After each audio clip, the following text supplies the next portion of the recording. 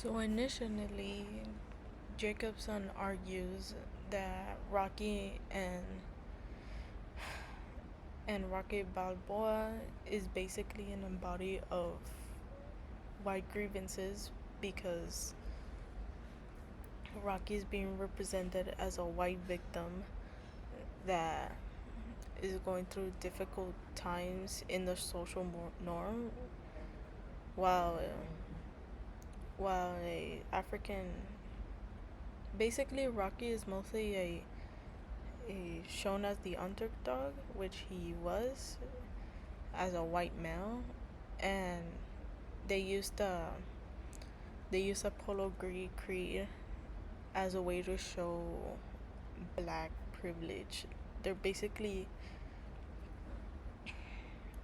making the whites being discriminated in a way while the blacks are are in the riches and they have all this power. That's how Jacobson sees it, and Emples in Rocky's struggle, Jacob contends that the films made Rocky seem like an overlooked, hardworking, and a disadvantaged man, be- white man actually, and Apollo is just as seen as a wealthy, successful, privileged, and powerful. And since he is reigning champion, he chooses Rocky for a title shot as for a marketing gimmick, I guess. And he's also reinforcing the notion only that Rocky only gets an opportunity of success in Apollo's terms.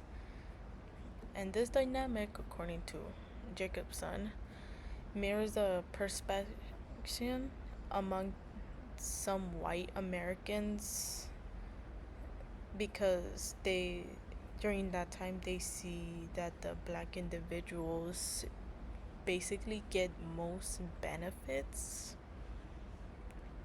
from affirmative action in while working in the working class oh while meanwhile the whites are being left behind.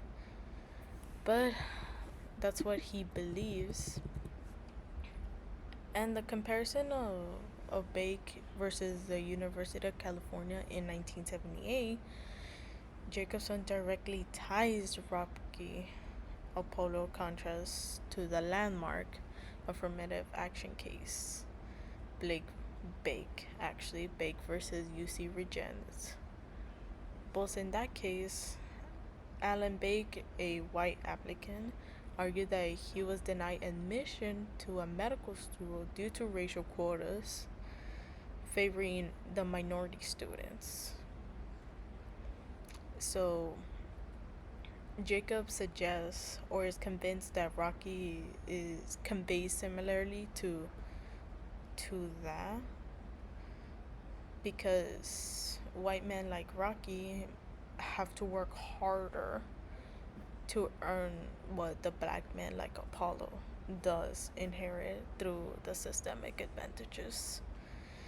And this argument positions Rocky as an every man victim of a changing American, where the white men are during this time are already losing opportunities and work and losing advantages basically to the minorities. And basically his point on evaluation is that Rocky wasn't just a boxing movie but a cultural product reflecting white anxieties about the racial progress. He argues that the film aligns with the border narrative of white grievances by portraying Rocky's struggle as a working class white American feeling displaced by affirmative action policy. Do I agree?